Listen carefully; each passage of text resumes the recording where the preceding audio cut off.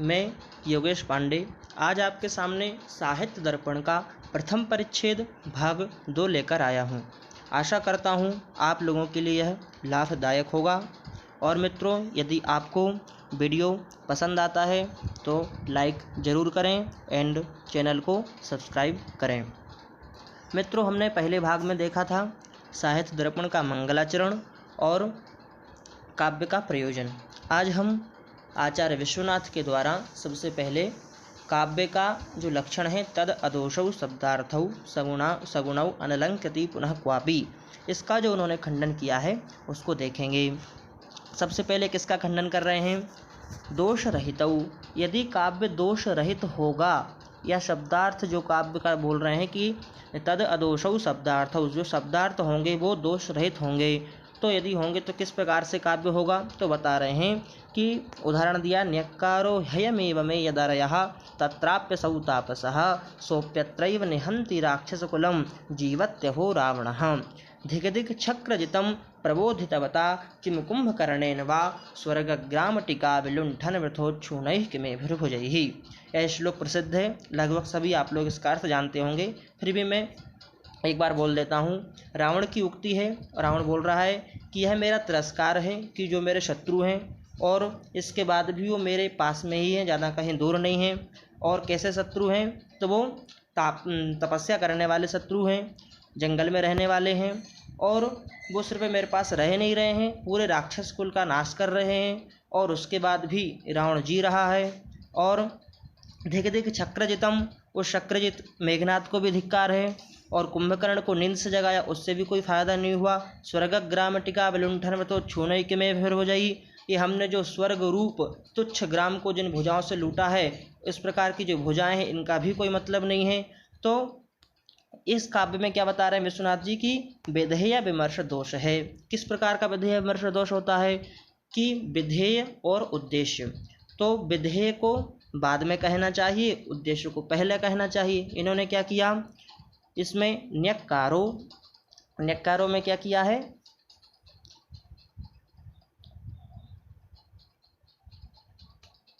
न्यक्कारो ही अयमेव में, ये मेरे लिए तिरस्कार है या मेरा तिरस्कार है। तो अयम जो है, अयम ये उद्देश्य है, तो इसको इन्होंने बाद में कहा है। और न्यक्कारा ये क्या है? विधेय है, तो इसको इन्होंने पहले कह दिया है। तो इस कारण से इसमें विधेय विमर्श दोष हुआ।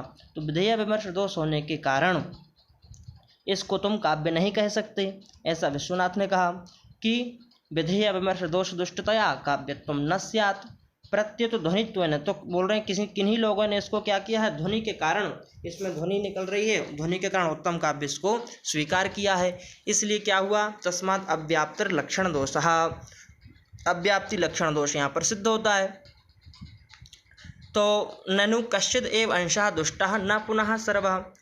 बोले इसमें तो कोई काव्य में जहाँ पर विधेय विमर्श दोष है उसको तुम अकाव्य मान लो, और बाकी जो जहाँ पर कोई दोष नहीं है उसको तुम काव्य मान लो, उत्तम काव्य मान लो, इस प्रकार से। तो बोले ऐसा नहीं कर सकते। ऐसा इसलिए नहीं कर सकते क्योंकि कहीं काव्य मानेंगे, कहीं अकाव्य मानेंगे, तो आकृष्यमाणम खींचातानी होगी। कोई काव्य बोलेगा, कोई अकाव्य बोलेगा, तो ये कुछ भी नहीं बचेगा, न काव्य और न अकाव्य। तो क्या करें? बोले न च कंचिद एव अंशम काव्यस्य दूषयन्तः श्रुति दुष्टादयो दोषाः किम तर्हि सर्वमेव काव्यम। कुछ जगह जहाँ पर दोष होता है, तो श्रुति दुष्टादि जहाँ पर दोष होता है तो उसको दोष मान लो, बाकी को तो काव्य मानो। बोले ऐसा नहीं है। काव्यात्म भूतस्य रसस्य अनपकर्षकत्वे, जो रस होता है उसका अपकर्ष करते हैं दोष। तो क्योंकि रस क्या है? काव्य की आत्मा है, तो इसलिए हम उन दोषों को स्वीकार नहीं करते हैं। क्योंकि जिस प्रकार से शरीर में आत्मा होती है तो क्या करती है? पूरे शरीर में होती है, हम बता तो नहीं सकते कि हाथ में एक ही पैर में है। उसी प्रकार से जो शब्द और अर्थ में जो दोष होगा वो रस का ही दोष होगा, तो उसमें काव्य का ही दोष होगा। और काव्य की आत्मा रस को माना जाता है, तो रस का क्या होगा? अपकर्ष होगा, इसलिए हम उसको पूरे काव्य में ही मानेंगे। तो बोली यदि ऐसा है तो नित्य दोष और अनित्य दोष की व्यवस्था है वो भी नहीं होना चाहिए। तो ध्वनिकार का उदाहरण देते हैं कि श्रुति दुष्टादयो दोषा अनित्या ये च दर्शिताः ध्वन्यात् मन्येव शृंगारे ते हेया इत्युदाहृताः कि जो श्रुति दुष्ट आदि दोष होते हैं और जो अनित्य दोष होते हैं, इनको उत्तम काव्य में, मतलब जो ध्वनि के द्वारा उत्तम काव्य जो व्यंग होता है श्रृंगार में, उनको वहाँ पर वर्जित कर दिया जाता है या वहाँ पर छोड़ दिया जाता है। हेय यानी उनको छोड़ देना चाहिए। किंच एवं काव्यम प्रविरल विषयम निर्विषयम वा स्यात्। क्या बोल रहे हैं, यदि ऐसा होगा कि बिना दोष के कोई काव्य हो ही नहीं सकता, तो ऐसा तो फिर अविरल होगा, यानी कि कोई भी विरल होगा। ऐसा तो हर कोई ऐसा काव्य रच नहीं सकता। कोई विद्वान व्यक्ति होगा जो एक आध श्लोक का एक आध काव्य ऐसा रच सकता है जिसमें कोई भी दोष नहीं हो, तो इसमें तो फिर काव्य की रचना ही संभव नहीं हो पाएगी तुम्हारे हिसाब से। तो बोले नहीं नहीं, ऐसा करते हैं। ननु ईषद अर्थे न यहाँ प्रयोगः इति चेत। क्या करेंगे, ईषद अर्थ में जो अदोषौ कहा है वहाँ पर हम क्या लेंगे, ईषद अर्थ ले लेंगे अदोषौ का, कि थोड़ा बहुत दोष चलेगा काव्य में, थोड़ा बहुत दोष होगा शब्दार्थ में, तो वो काव्य मान लिया जाएगा। यदि तुम ऐसा बोलोगे तो बोल रहे हैं कि निर्दोषयोः काव्यत्वं न स्यात्। यदि तुम ऐसा कहोगे कि थोड़ा बहुत काव्य में यदि शब्दार्थ में दोष होगा तो काव्य मान लिया जाएगा, तो फिर जो निर्दोष हैं कि जहाँ पर कोई दोष ही नहीं जिस काव्य में, तो फिर वो भी तुम्हारे हिसाब से काव्य नहीं है, क्योंकि फिर वहाँ पर भी थोड़ा बहुत तो दोष हमें चाहिए ही चाहिए। पर बोले ऐसा नहीं है, सती संभव है कि जहाँ तक संभव हो सके वहाँ तक ईषद दोष, यानी कहीं कहीं दोष मान लो, कहीं कहीं नहीं भी होगा, तब भी हम उसको काव्य लक्षण में रख लेंगे। इस प्रकार से बोलना चाहिए। बोले ऐसा नहीं है, क्योंकि रत्नादि लक्षणे कीटाणुभेदादि परिहारवत। जब हम किसी रत्न का रत्नत्व या उसकी हम जब रत्न का रत्नत्व देखते हैं तो उसमें कीटाणुभेद यानी जो कीट आदि जो भेद होते हैं उसका परिहार नहीं करते हैं। मतलब कि हम उसमें उसका जो मूल्य है, रत्न का जो मूल्य है, उस मूल्य में रत्नत्व का कुछ कमी नहीं होती, मूल्य की कोई कमी नहीं होती, उसकी थोड़ी सी उपादेयता हम कम कर सकते हैं।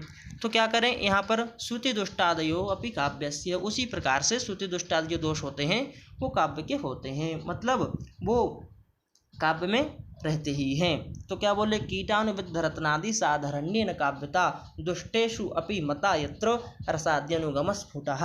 जिस प्रकार से काव्य में रसादि का भान स्फुट होता है, वहाँ पर कीटाणुविद्ध रत्नादि के समान दोष रहने पर भी काव्यत्व माना जाता है। अतः आपने जो कहा था कि दोष रहितौ शब्दार्थौ काव्यम, वह उक्त काव्य में लक्षण, उक्त आपका जो काव्य लक्षण है उसमें अव्याप्ति दोष तो रहेगा ही रहेगा।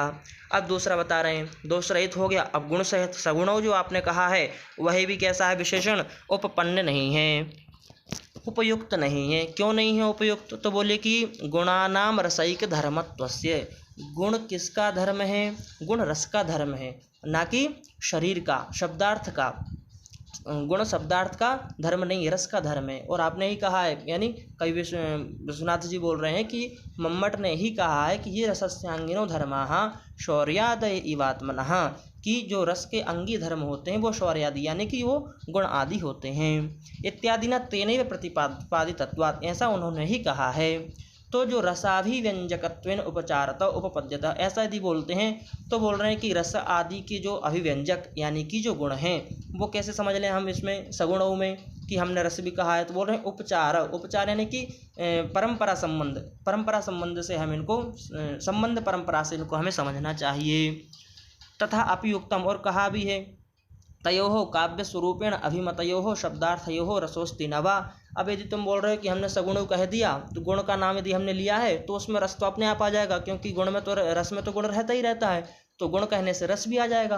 तो बोले यदि ऐसा है तो तयोः काव्य स्वरूपेण अभिमतयोः शब्दार्थयोः रसोस्ति न वा, तो तुमने जो कहा है वो तुम्हारे शब्दार्थ में रस है कि नहीं है, और यदि रस नहीं है तो गुण भी नहीं है।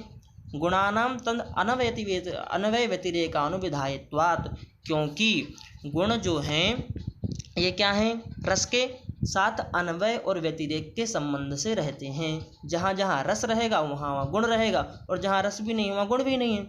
अस्ति चेत कथम न उक्तम रसवंतौ, और यदि ऐसा है तो फिर तुमने रसवंत क्यों नहीं कहा कि रसवंतौ दोष रहितौ गुण सहितौ और रसवंतौ या रस सहितौ सरसौ, ऐसा कुछ भी कह सकते थे, तुम ऐसा विशेषण लगा सकते थे। और गुणवत्वात् अन्यथा अनुपपत्ति उपलभ्यत इति चेत तर्हि सरसौ इति, यदि तुम्हें ऐसा कहने में दिक्कत हो रही तो तुम सरसौ ऐसा भी कह सकते थे, ऐसा कहना भी युक्त होता। न सगुणौ, पर तुम्हें सगुणौ नहीं कहना चाहिए था, क्योंकि कोई भी व्यक्ति ऐसा नहीं बोलता कि न ही प्राणिमंतो देशः इति केनापि उच्यते, कि वह प्राणिमान देश है, ऐसा ऐसा लोग नहीं बोलते हैं बल्कि क्या बोलते हैं, ननु शब्दार्थौ सगुणौ इत्यनेन गुणाभिव्यंजकौ शब्दार्थौ काव्ये प्रयोज्य इति अभिप्राय इति चेत। प्राणी मंतो देशा, ऐसा तो सब बोलते हैं, लेकिन शौर्यादिमान या शौर्यमान देश है, ऐसा भी बोलते हैं। ऐसा नहीं बोलते हैं बल्कि प्राणीमान देश है, ऐसा सभी बोलते हैं। तो ननु शब्दार्थौ सगुणौ इत्यनेन गुणाभिव्यंजकौ, जो शब्दार्थ आपने कहे हैं शब्द और अर्थ गुण सहित होना चाहिए, इससे जो गुण का अभिव्यंजक यानी शब्द और अर्थ हैं वो काव्य में क्या हैं, आपके प्रयोजन को बताते हैं। आप सरसौ बोल देते, शब्दार्थौ सरसौ इति, पर आपको सगुणौ नहीं बोलना था ना। आगे क्या बोल रहे हैं, गुणाभिव्यंजक शब्दार्थवत्वस्य काव्य उत्कर्ष मात्र धायकत्वम, कि जो गुण होते हैं वो शब्दार्थ गुण जो अभिव्यंजक होते हैं शब्दार्थ के, वो क्या करते हैं, केवल उत्कर्ष को बढ़ाते हैं, ना कि उसके स्वरूप को बढ़ाते हैं। जबकि वो किसका स्वरूप है, गुण है रस के स्वरूप, और रस के स्वरूप होने के कारण उनको शरीर का क्या बढ़ाना चाहिए, स्वरूप बढ़ाना चाहिए, ना कि उत्कर्ष आदि। तो उत्कर्ष के कारण उत्कर्ष बढ़ा रहे हैं इसलिए, और आपने बोला भी उदाहरण दे रहे हैं कि काव्य से शब्दार्थौ शरीरम वर्षादिश्च आत्मा गुणाः शौर्यादिवत दोषाः कारणत्वादिवत, कि काव्य के शब्द और अर्थ शरीर होते हैं, रस आत्मा होती है, गुण जो शौर्यादि गुण होते हैं, दोष कारणत्वादि होते हैं, और जो रीति होती हैं अवयव संस्थान विशेषवत होती हैं, अंग संस्थान मतलब अंग इत्यादि होती हैं, और अवयव होते हैं शरीर के, अलंकार जो होते हैं कटक कुंडल होते हैं। तो इससे आपने जो कहा था कि अनलंकृति पुनः क्वापी, कि कहीं कहीं अलंकार नहीं भी होगा तब भी काव्य को मान लिया जाएगा, तो आपने जो कहा था वह भी आपका परास्त हो गया, क्योंकि इसका अर्थ क्या हुआ, अस्यार्थः सर्वत्र सालंकारौ क्वचित् स्फुटालंकारौ अपि शब्दार्थौ काव्यम, सभी जगह अलंकार सहित, और कहीं कहीं यदि अलंकार ना भी हो तब भी वो क्या हो जाता है, शब्द और अर्थ काव्य माना जाता है। तो इससे तो ये मतलब हुआ कि तत्र शालंकार शब्दार्थयोः अपि उत्कर्ष मात्र उत्कर्षदायकत्वात्, की सभी जगह आपके हिसाब से जो अलंकार है वो शब्द और अर्थ का क्या कर रहा है, केवल उत्कर्ष को बढ़ा रहा है, ना कि स्वरूप को बढ़ा रहा है। तो अलंकार भी आपका शब्द और अर्थ का ही उत्कर्ष बढ़ा रहे हैं, रस का या काव्य का नहीं बढ़ा रहे हैं, इसीलिए वही आपका परास्त हो गया। और वक्रोक्ति जीवितकार आचार्य कुंतक ने जो कहा है वह भी परास्त हो गए, क्योंकि उन्होंने भी अलंकार को ही कहा है। और स्फुट अलंकार का उदाहरण दे रहे हैं यहाँ पर विश्वनाथ कि यह कौमार हरः स एव हि वरः ता एव चैत्रक्षपा, यह कौमार हरा, किसी दूती की उक्ति है, वो कह रही है कि जिसने मेरे कौमार का हरण किया था, ये वही जगह है, वही वर है, और वही यहाँ पर वसंत की रात्रियाँ हैं। ता एव चैत्र क्षपा ते चोन्मीलित मालती सुरभया प्रौढ़ा कदम्बानिला, वही यहाँ पर सुरभि यानी कि मालती की सुगंध है, और कदम्ब का यहाँ पर वृक्ष कदम्ब का वन है, और कदम्ब के वन के जैसी यहाँ पर अनिल यानी सुरभि, अनिल यानी वायु चल रही है। साच इवास में मैं भी वही हूँ और जगह भी वही है, पर क्या है कि रेवा रोदसी चेतसी वेतसी तरुतले चेता समुत्कंठते, सब कुछ होने के बाद भी मेरा जो है यहाँ पर मन उत्कंठित हो रहा है, जी उत्कंठित हो रहा है। तो यहाँ पर बता रहे हैं कि कारण तो है लेकिन कार्य नहीं हो रहा है, तो बिना किसी कारण के कार्य का होना। विभावना विशेषोक्ति मूल का संदेह संकर अलंकार यहाँ पर स्फुटित होता है इससे। और अदोषम गुणवत् काव्यम अलंकार ही अलंकृतम रसान्वितम कभी कुर्बन प्रीतिम प्रीतिम च विन्दति, कि अदोषम यानी कि दोष रहित और गुणवत जो अलंकारों से अलंकृत होते हैं, और रसान्वितम कवि कुर्बन रस से युक्त जिस कवि जो करता है यानी जो काव्य को लिखता है वह कृति और प्रीति को प्राप्त होता है। इत्यादि नाम अपि काव्य लक्षणत्वम अपास्तम, इससे ये सभी आपके जो आपने कहा था कि दोष रहित गुण सहित और अलंकार कहीं कहीं हो कहीं ना भी हो, तो ये तीनों चीज़ें आपकी परास्त हो गई। अब ध्वनिकार का खंडन कर रहे हैं। ध्वनिकार ने क्या कहा है कि काव्य से आत्मा ध्वनि ही, काव्य की जो आत्मा होती है वो ध्वनि होती है। तो पूछ रहे हैं विश्वनाथ की कौन सी ध्वनि होती है। ध्वनि तो 3 प्रकार की होती हैं, वस्तु ध्वनि, अलंकार ध्वनि और रसादि लक्षण स्त्रीरोपित ध्वनि ही। लक्षण ध्वनि, तो आपने जो ध्वनि बोला है वो कौन सी ध्वनि है काव्य की आत्मा। यदि आपने काव्य से आत्मा रसादि रूप मात्रो वा रस रस आदि आपने जो कहा है तब तो ठीक है, क्योंकि पहली वाली तो हो नहीं सकती वस्तु, क्योंकि प्रहेलिक आदि जो हम पहेलिकाएँ वगैरह बोलते हैं उसमें ही वस्तु व्यंजित होती है, तो अव्याप्ति लक्षण दोष हो जाएगा। और द्वितीय यदि आप बोल रहे हैं रसादि रूप तब तो ठीक है, और वस्तु अलंकार रसादि अलंकार यदि हैं तो हम आगे आपको बताएंगे। और यदि ननु यदि रसादि रूप मात्र ध्वनि काव्य से आत्मा तथा, यदि आप रस को मान रहे हो काव्य की आत्मा ध्वनि, तो फिर एक उदाहरण दे रहे हैं कि अत्ता इत्र निमज्जति अत्राहम दिवसकम प्रलोक माँ पथक रात्यांधक शय्यायाम अवयोर्वंक्षसी, कि इसमें क्या है, वस्तु व्यंग्यत हो रही है। एक युवती है अपने घर में क्या कर रही है कि जो पथिक आया है उसको दिन में ही बता रही है कि यहाँ पर मैं सोती हूँ और यहाँ पर मेरी सास सोती है, इसलिए हे पथिक हे रात्यांधक तुम ध्यान से अभी ही देख लो और यहाँ पर तुम रात में मत चले जाना। तो यहाँ पर जो व्यंग्यत हो रहा है काव्य, वो क्या व्यवहार हो रहा है कि ना अत्रापि, तो इसमें रस नहीं है, रसाभास, क्योंकि यहाँ पर श्रृंगार का रसाभास होने के कारण दूती बोल रही है, इसलिए श्रृंगार का रसाभास होने के कारण यहाँ पर रसाभास है। अन्यथा देवदत्तो ग्रामम याति इति वाक्य तदभृत्य से राजा देवदत्तो ग्रामम याति, देवदत्त गांव को जा रहा है तो उसका भृत्य यानी कि जो उसके साथ हैं उसके नौकर वगैरह वो भी उसके पीछे पीछे अनुसरण कर रहे हैं उसके, तो यहाँ पर भी तुम व्यंग निकाल करके काव्यत्व मान लोगे, तो बोल रहे ऐसा नहीं है। अस्तु इति चेतना रसवत एवं काव्यत्व अंगीकारात्, जिस वाक्य में रस होगा उसी को हम काव्य मानेंगे। काव्य से, क्योंकि आचार्य ने भी कहा भी है कि काव्य का प्रयोजन ही क्या होता है कि रस का आस्वाद सुख पिंड दान द्वारा आराम से सुखपूर्वक मीठी मीठी बातें करके वेद शास्त्र आदि से जो विमुख होते हैं उन लोगों को, या उन सुकुमार मति वाले बालकों के लिए, राजपुत्र आदि के जो बालक होते हैं उनको रामादिवत प्रवर्तितव्यम, ना रावणादिवत, राम के जैसा आचरण करना चाहिए ना कि रावण के जैसा, इत्यादि कृत्य और अकृत्य में प्रवृत्ति और निवृत्ति का उपदेश जो देते हैं वही शास्त्र होते हैं और वही काव्य होते हैं। अग्निपुराण का भी उदाहरण दिया है कि वाग वैदग्ध प्रदानेपि रस एवात्र जीवितम, वाणी के द्वारा जो चातुर्य कहा जाता है वो काव्य नहीं होता, बल्कि काव्य में रस ही प्रधान होता है। व्यक्ति विवेकानंद जो कहा है कि काव्य से आत्मनि अंगिनी रसादि रूप मात्रे न कस्यचित् विमति ही, काव्य का जो आत्मनि यानी आत्मा विशेष रूप से जो आत्मा होती है काव्य की वह रस ही होता है, उसमें किसी और विमति यानी कि उसमें किसी का विवाद नहीं है।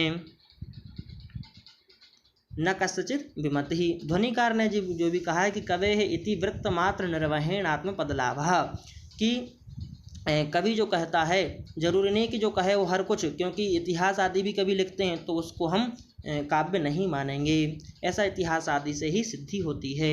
ननुतर ही अब बोल रहे हैं कि प्रबंधांतरवर्ती नाम, जो प्रबंध होते हैं रघुवंश आदि जो महाकाव्य होते हैं उनमें बहुत सारे पद्य ऐसे होते हैं जिनमें तो नहीं होता, तो क्या हम उनको काव्य नहीं मानेंगे? बोले ऐसा नहीं है। रसवत पद्यांतर्गत नीरस पदानाम इव पद्य रसेन, उनमें क्या होता है कि कहीं कहीं रस काव्य, कहीं कहीं किन्हीं किन्हीं पदों में रस होता है, किन्हीं किन्हीं में नहीं होता, तो हम वहाँ पर पद्यगत नहीं लेंगे। यदि वो प्रबंध है तो प्रबंध का ही देखेंगे कि इस प्रबंध में रस आ रहा है कि नहीं, पूरे प्रबंध में। यदि प्रबंध में रस की उत्पत्ति होती है तो हम उसको अंगीकार करेंगे। यत्तु नीरसोपि गुणाभिव्यंजक वर्णैः वर्ण सद्भाव दोषा भावात् अलंकार सद्भावाच्च, नीरेषु अपि, अब बोल रहे हैं कि जो गुणा के अभिव्यंजक होते हैं दोष शब्द और अर्थ, उनमें क्या करना चाहिए काव्य का व्यवहार, तो वो बोल रहे हैं कि नीरेषेष्वपि, और जो जहाँ पर रस का ही प्रमुख रूप से जहाँ पर वर्णन हो या जहाँ पर रस की उत्पत्ति हो, बाकी सब गौण हो जाता है। यदि कहीं पर रस की उत्पत्ति हो रही है तो वहाँ पर बाकी सब चीज़ों को गौण मान लिया जाता है। वामन का उदाहरण दे रहे हैं, रीतिरात्मा काव्य से। वामन ने क्या कहा है कि जो रीति है वही काव्य की आत्मा है, तो बोले ऐसा नहीं है, क्योंकि रीते है संघटना विशेषत्वात्। रीति क्या है? रीति तो व्यक्ति के शरीर की संघटना है, संरचना है, और जो संघटना होती है और जो संरचना होती है वो तो अवयव संस्थान होती है, यानी शरीर के अंग प्रत्यंग होते हैं, तो वो तो नहीं हो सकता, क्योंकि अंग प्रत्यंग आत्मा से भिन्न होते हैं। ध्वनिकार ने भी कहा है कि अर्थः सरदया श्लाघ्या काव्यात्मायु व्यवस्थितः वाच्य प्रतिमानाख्यौ तस्य भेदा बुभौ स्मृतौ, कि जो अर्थ सहृदयों के श्लाघ्य होता है वही काव्य की आत्मा को मानना चाहिए, और वो दो प्रकार का होता है, वाच्य और प्रतीय। तो तस्य भेदा बहु स्मृतौ वाच्य प्रतीयमानाख्यो तस्य भेदा बहु, एक वाच्य और दूसरा प्रतीयमान। तो बोले यदि तुम वाच्यात्मत्वम, यदि तुम वाच्य अर्थ ले रहे हो तो तुम खुद ही अपनी वाणी से पलट रहे हो, क्योंकि तुमने ही पहले कहा था काव्य से आत्मा ध्वनि, काव्य की आत्मा ध्वनि होती है। अब तुम वाच्यार्थ को ले लोगे तो 100 वचन विरोधात एव अपास्तम, तुम खुद के ही वचन से खुद का विरोध करोगे। अब तो फिर क्या होता है काव्य का स्वरूप, आप ही बताइए। तो बोले वाक्यम रसात्मकम काव्यम, ऐसा वाक्य जो रसों से या रसात्मकम रसों से युक्त हो वह काव्य होता है। क्या है? तो बोले आगे बोलेंगे रस स्वरूपम निरूपयिष्यामः, रस के स्वरूप का निरूपण करेंगे। रस एवात्मा सार रूपतया जीवन धायको यस्य तेन बिना तस्य काव्यत्वं न अंगीकारात्। रस ही जिसकी आत्मा सार रूप के रूप में होती है उसी को ही काव्य के रूप में स्वीकार करना चाहिए। रस क्या है? तो बोले रस्यते इति रसः, जिससे रस की प्राप्ति होती है या जिसको आस्वादन किया जाता है उसी को रस कहते हैं। इति व्युत्पत्ति योगाद, यदि ऐसी व्युत्पत्ति हम करते हैं रस की तो तद्भावगत भाषादयोपि गृह्णन्ते, रस, रसाभास, रसाभाव, भावाभास, भावाभाव इत्यादि भी हम रस से ग्रहण करेंगे, ना केवल रस। और रस का उदाहरण क्या दे रहे हैं? शून्यम वासगृहम विलोकशयनाद उत्थाय किंचित शनैर निद्रा व्याजमुपागतस्य सुचिरम निर्वर्ण पत्योर्मुखम विश्रब्धम परिचुम्य जात पुलकाम आलोक्य गंडस्थलीम लज्जा नंबर मुखी प्रियन हस्ता वाला चिरम चुंबिता। तो इस प्रकार का ये श्लोक आप सभी लोग जानते हैं। शून्यम वासगृहम, जब घर में जहाँ पर पति पत्नी दोनों रह रहे हैं दंपति और उसमें कोई नहीं है, शून्य है यानी कि दूसरे लोग नहीं हैं, तो ऐसा देख करके जो युवती है, जो पत्नी है, उसने देखा कि पति सोया हुआ है, आंख बंद किया है, ऐसा देख करके पति के मुख को और धीरे से उसके गाल में चुम्बन कर लेती है। तो पति फिर देखता है नहीं ऐसा नहीं है, और ऐसा देख करके वो शर्मा जाती है कि पति का जो शरीर है वो तो रोमांच से युक्त हो गया। तो फिर वो बालाचिरम चुंबिता, इस प्रकार से अर्थ समझना चाहिए। संभोग श्रृंगार आख्यो रसा, ये काय का उदाहरण है? संभोग श्रृंगार का उदाहरण है। भाव का बता रहे हैं। महापात्र राघवानंद संधि विग्रहिकाणाम, ये इनके रिश्ते में कोई लगते हैं तात आदि, तो उनका उदाहरण दे रहे हैं कि भाव जो होता है वो भगवान की भक्ति में ही भाव को देखा जाता है। रसा भाव यस्यालीयत शल्क सीम्न जल्धि पृष्ठे जगन्मंडलम दंष्ट्रायाम धरणी नखे दितिसुदाधीशः पदे रोदसी क्रोधे क्षत्रगणा शरे दशमुखा पाणौ प्रलंबासुरो ध्याने विश्व असावधार्मिक कुलम कस्मै च तस्मै नमः। इस प्रकार से भगवान विष्णु का ध्यान करते हैं और उनका ध्यान करके प्रणाम कर रहे हैं। रसाभास का उदाहरण क्या है? तो भगवद विषय रतिर्भाव मधुद्विरेफा कुसुमैक पात्रे पपौ प्रियां स्वामनुवर्तमानः श्रृंगेण च स्पर्श निमीलिताक्षी मृगी में कंडू यत कृष्णसारः। मधुद्विरेफा जो क्या है? भौरा है, वो क्या कर रहा है? एक पात्र में, मधु के पात्र में धीरे धीरे से उसको पी रहा है और उसका अनुसरण कर रहा है। और स्पर्शेन च स्पर्श श्रृंगेण च स्पर्श, कोई कृष्णसार यानी मृग है, वो अपने श्रृंग के अपने सींग से उसकी पत्नी यानी मृगी को क्या कर रहा है? उसको स्पर्श कर रहा है। तो इस प्रकार से यहाँ संभोग श्रृंगार का उदाहरण दिया, जो कि त्रियग यानी कि पशु पक्षी इत्यादियों में होता है। इस प्रकार से अन्यत एवं अन्यत यानी और जगह भी देख लेना चाहिए। दोषाः पुनः काव्य किम स्वरूपाः, बोल रहे हैं दोषों का काव्य में क्या स्वरूप होता है? तो बोले दोषा तस्यापकर्षकाः, जो दोष होते हैं वो काव्य के अपकर्षक होते हैं। श्रुति दुष्टा पुष्टार्थत्वादयः, श्रुति दुष्ट आदि जो दोष होते हैं काणत्व खंजत्वादय इव होते हैं, मतलब काणा है या लंगड़ा है, इस प्रकार से जो शरीर में होते हैं वही काव्य में होते हैं। शब्द अर्थ द्वारेण देह द्वारेण व्यभिचारी भावादेः स्वशब्दवाच्यत्वादयो मूर्खत्वादय इव, स्वशब्दवाच्यत्वादि दोष होते हैं मूर्खत्वादि इव होते हैं। साक्षात काव्यस्य आत्मभूतम रसम अपकर्षयन्तः काव्यस्य अपकर्षका इति उच्यन्ते, जो दोष होते हैं साक्षात काव्य के आत्मभूत यानी काव्य की आत्मा यानी रस और रस का अपकर्षण करने वाले होते हैं। ऐसा विशेष उदाहरणानि वक्ष्यामः, इनके जो विशेष उदाहरण हैं वो आगे चल करके हम बोलेंगे। गुणादय किम स्वरूपा, बोल रहे हैं गुण क्या स्वरूप होता है? तो बोल रहे हैं उत्कर्ष हेतवा प्रोक्ता गुणालंकार रीतयः, जो काव्य के उत्कर्ष को बढ़ाने वाले होते हैं वो गुण अलंकार और रीति होते हैं। तो क्या होते हैं? बोल रहे हैं गुणाः शौर्यादिवत, गुण जो होते हैं वो शौर्यादिवत होते हैं। अलंकार कटक कुंडलादिवत होते हैं। और रीति जो होते हैं अवयव संस्थान विशेष पद जैसे पहले बता चुके हैं, अंग होती हैं शरीर की रीतियाँ। देहद्वारेण शब्दार्थद्वारेण तस्यैव काव्यात्मभूतं रसम उत्कर्षयन्तः, वही शब्दार्थ जो शब्दार्थ शरीरस्य काव्यम शब्द अर्थ के द्वारा काव्य के आत्मभूत को रस को बढ़ाने वाले होते हैं। काव्यस्य उत्कर्षका इति उच्यन्ते, इसलिए इनको काव्य का उत्कर्षक कहा जाता है। यह यद्यपि गुणानाम रसधर्मत्वम तथापि गुण शब्दोत्र गुणाभिव्यंजक शब्दार्थयोः उपचर्यते। यहाँ पर बता रहे हैं कि जो गुणों का गुणानाम रसधर्मत्वम, गुणों का जो रस धर्म है वह गुण शब्द से बोला जाता है, फिर भी गुणाभिव्यंजक शब्दार्थयोः उपचर्य, गुण के अभिव्यंजक शब्द और अर्थ से उसको कहते हैं। अतश्च गुणाभिव्यंजकाः शब्दाः रसस्य उत्कर्षकाः, गुणाभिव्यंजक जो शब्द और अर्थ होते हैं वो रस के उत्कर्षक होते हैं। इत्युक्तम भवति इति प्राग एव उक्तम, ऐसा पहले ही कहा जा चुका है। अब इनके यानी कि गुण के और अलंकार के और रीतियों को आगे चल के विशेषता से पूरा बतलाएंगे। धन्यवाद सर्वेभ्यो धन्यवादाः। मित्रों, इस प्रकार से हमारा ये आचार्य विश्वनाथ के द्वारा कृत साहित्य दर्पण का प्रथम परिच्छेद संपन्न या समाप्त हुआ। धन्यवाद।